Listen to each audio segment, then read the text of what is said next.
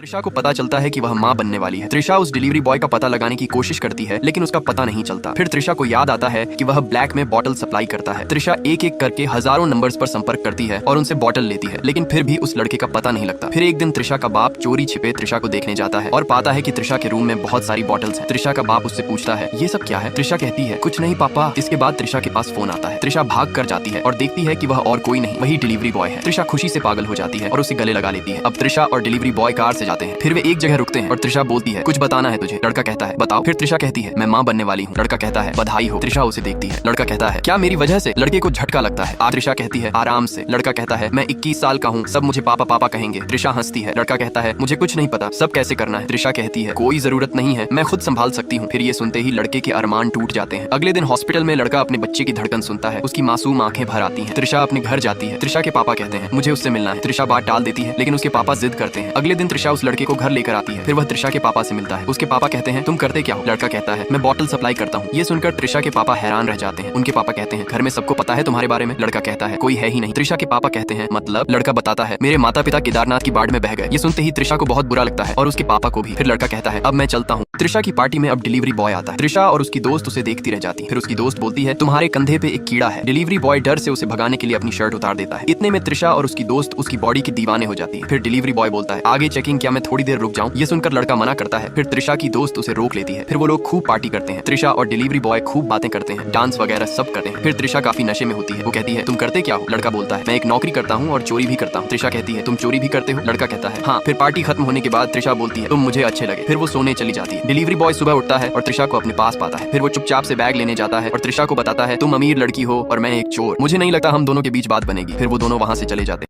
त्रिशा को कमरे में कपड़े बदलने होते हैं। उसने विशाल से कहा, तू बाहर जा, मुझे चेंज करना है। लेकिन विशाल कहाँ मानने वाला था। उसने शरारत से मुस्कुराते हुए कहा, अरे मैंने तुम्हें पहले भी देख लिया है, इतनी शर्म क्यों कर रही हो? त्रिशा ने आंखें तरेरी और उसे कमरे से बाहर भगा दिया। बेचारे विशाल के अरमानों पर पानी फिर गया। वो बाहर बैठा खुजली करता रहा। थोड़ी देर बाद त्रिशा बाहर आई और उसे खुजलाते देख बोली, अबे क्या कर रहा है? विशाल ने उसने तुरंत पूछा, चलो बाहर घूमने चलते हैं। दोनों बाइक पर शहर की सैर करने निकल पड़े। रात भर दोनों ने खूब मस्ती की, हंसी ठिठोली की और शहर के अलग अलग कोनों में घूमा। वापस लौटते ही विशाल फिर से अपनी चालू हरकतों पर उतर आया। त्रिशा थकी हुई बोली, विशाल अब सो जा। त्रिशा ने दरवाजा खोला तो देखा कि विशाल उसके सामने खड़ा होकर अपने एब्स दिखाने की कोशिश कर रहा था, जैसे उसे इंप्रेस करने की पूरी प्लानिंग कर रखी हो। त्रिशा हंसते हंसते बोली, अरे हट, क्या कर रहा है? त्रिशा उसकी हरकतों को देखकर मुस्कुराई और अंत में कहने लगी, ठीक है, बस थोड़ा टाइम स्पेंड करेंगे। अगर सभी को त्रिशा के पापा जैसा ससुर मिले तो सच में मजे ही मजे हों। त्रिशा के पापा को विशाल पसंद आ जाता है और वो अगले दिन उसके घर पहुंच जाते हैं। लेकिन विशाल का घर देखकर उनकी आंखें फटी की फटी रह जाती हैं। विशाल ने कमरे को सिगरेट के धुएं से भर रखा था। वो अंकल को बैठने को कहता है, पर पापा कहते हैं, अबे बैठूं कहाँ, हर जगह कूड़ा फैला हुआ है। घर की हालत देखकर त्रिशा के पापा शॉक हो जाते हैं। कपड़े बर्तन चारों ओर बिखरे पड़े हैं। बेडरूम में तो और भी बुरा हाल था। 2 साल पुराने पिज्जा में सिगरेट घुसा रखी थी। किचन का हाल देखकर तो ऐसा लग रहा था जैसे सदियों से बर्तन धुले ही ना हो। पापा तुरंत बाहर जाते हैं और सफाई कर्मचारियों को बुलाकर पूरा घर साफ करवाते हैं। इसके बाद वो विशाल को कार में बिठाकर अपने साड़ी के बिजनेस पर ले जाते हैं। वो बताते हैं कि विशाल को बस रोजाना वहाँ बैठना है और शाम को पैसे ही पैसे। लेकिन विशाल मना कर देता है। पापा, जो ठहरे एक गुजराती व्यापारी, हार मानने वाले नहीं थे। जैसे ही परमिशन मिली, विशाल खुशी के मारे त्रिशा के कमरे की ओर भागा। कमरे में घुसते ही उसने त्रिशा को बेड पर गिरा दिया। त्रिशा बोली, अरे संभल के, बेबी को कुछ हो जाएगा। विशाल थोड़ा रुककर उसे संभालता है। त्रिशा उसे प्यार से मनाने लगती है, आज नहीं विशाल, किसी और दिन करेंगे। विशाल प्यार से मान जाता है। फिर उसने कहा, अच्छा कम से कम एक हक तो मिल सकता है। त्रिशा मुस्कुराते हुए हामी भरती है। दोनों एक दूसरे को हक करते हैं। तभी अचानक दरवाजे पर विशाल का दोस्त दस्तक देता है और बोलता है, भाई बॉटल का ऑर्डर आया है। दोस्त समझ जाता है और अकेला ही डिलीवर करने चला जाता है। त्रिशा और विशाल फिर कुछ वक्त साथ बिताते हैं। अचानक विशाल का फोन बजता है और उसे पता चलता है कि उसका दोस्त पुलिस के हत्थे चढ़ गया है। विशाल को अब जाना पड़ता है। त्रिशा जिद करती है कि वह भी साथ चलेगी, लेकिन विशाल उसे घर पर ही रुकने के लिए कहकर कुछ पैसे लेकर अकेले ही निकल पड़ता है। पुलिस स्टेशन में उसे पूरी रात रुकना पड़ता है। वह त्रिशा को फोन करके बता,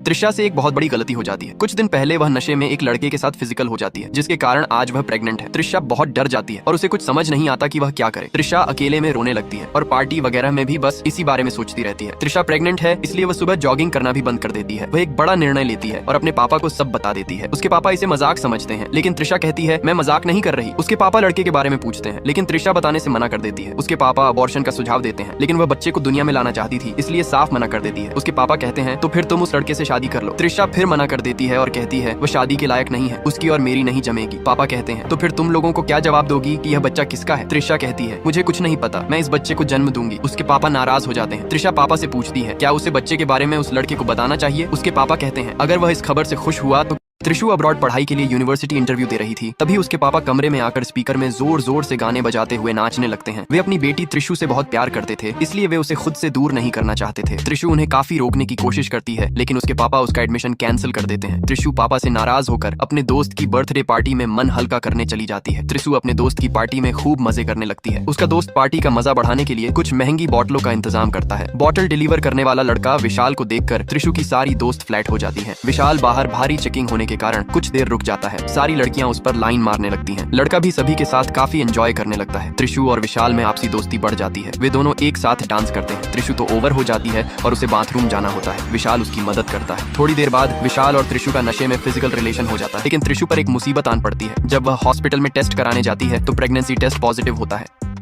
चेकअप के बाद जब विशाल डॉक्टर स्नेहा को पैसे देने लगता है, त्रिशा उसे बाहर खींचते हुए कहती है, पैसे डॉक्टर को नहीं रिसेप्शनिस्ट को देते हैं। विशाल मुस्कुराते हुए कहता है, ये सब छोड़ो, तुमने डॉक्टर से पूछा कि हम वो फिर से कर सकते हैं क्या? त्रिशा उसका मजाक उड़ाते हुए हंसती है और कार में बैठकर चली जाती है। घर पहुंचने पर त्रिशा को पता चलता है कि उसके पापा विशाल के बारे में सब जानकारी निकाल चुके हैं और उससे मिलने पर जोर देते हैं। त्रिशा मना करती है, पापा वो आपको पागल कर देगा, लेकिन पापा के जोर देने पर वह मान जाती है। विशाल घर आता है। त्रिशा के पापा को उठाने में इतनी जोर लगा देता है कि उनके कंधे में दर्द हो जाता है। फिर पापा उससे काम के बारे में पूछते हैं तो विशाल ईमानदारी से कहता है कि वह बॉटल बेचता है। जब उसके परिवार के बारे में पूछा जाता है तो वह बताता है कि वह अनाथ है और उसके माता पिता केदारनाथ की बाढ़ में गुजर गए। वह अपने रिश्तेदारों पर बोझ नहीं बनना चाहता था। विशाल उसके पापा की सारी चुगली कर देता है। त्रिशा अपने पापा को डांट लगाती है और कहती है, आपको क्या जरूरत थी उसे ये सब बिजनेस दिखाने की? वो नहीं करना चाहता, आप जोर क्यों दे रहे हैं? पापा कहते हैं, मैं तो बस उसे सेटल करना चाहता हूँ। विशाल कहता है, अंकल मैं पहले से ही सेटल हूँ। पापा कहते हैं, हाँ बेटा, तू तो ब्लैक में अमृत बेचकर अच्छा खासा सेटल है। विशाल कहता है, तो आप हमारी शादी कराना चाहते हैं? त्रिशा मना कर देती है और कहती है, मैं इससे शादी नहीं करने वाली। पापा उन दोनों को किसी तरह मना लेते हैं। विशाल भी शादी के लिए मान जाता है और त्रिशा भी सोच में पड़ जाती है। कुछ समय बाद वह भी मान जाती है। अब उसके पापा त्रिशा को विशाल के घर रहने के लिए भेज देते हैं ताकि वे एक दूसरे को समझ सके। विशाल उसे अपना घर दिखाता है। त्रिशा को उसका घर पसंद आता है। विशाल उसे अपने बेडरूम में ले जाने लगता है। त्रिशा जोर से हंसती है और कहती है, तू अभी भी उसके ख्यालों में है, हमारे बीच ऐसा कुछ नहीं होने वाला। लेकिन विशाल घर के कोने कोने में त्रिशा को ढूंढ रहा था, लेकिन वो कहीं नहीं मिल रही थी। आखिरकार बिना देर किए वह त्रिशा के पापा के घर पहुंचा। घर में घुसते ही त्रिशा मिल जाती है, जो अपना कुछ सामान लेने आई थी। विशाल थोड़ा नाराज होते हुए पूछता है, तुम मेरा कॉल क्यों नहीं उठा रही थी? त्रिशा ने जवाब दिया, उठा नहीं पाई, लेकिन तुमने बाद में मेरा कॉल क्यों नहीं उठाया? तभी विशाल को याद आया कि त्रिशा को ढूंढने की टेंशन में उसने भी किसी का फोन नहीं उठाया। त्रिशा ने उसे सोफे पर बैठने के लिए कहती है। विशाल अपने दिल की सारी बातें त्रिशा से कहने लगा कि कैसे वह उसे बेहद पसंद करने लगा है और उसके बिना अब रह नहीं सकता। उसने त्रिशा से हमेशा साथ रहने और शादी करने की बात भी कही। त्रिशा भी मुस्कुरा दी। उसे भी विशाल अब अच्छा लगने लगा था, तो उसने भी हामी भर दी। बाहर से त्रिशा के पापा घर में दाखिल होते हैं। विशाल बहुत उत्सुक होता है। उसने जल्दी जल्दी त्रिशा से कहा, चलो अब चलते हैं। त्रिशा के पापा हंसते हुए बोले, अरे इतनी भी क्या जल्दी है, थोड़ी देर और रुक जाओ। उसने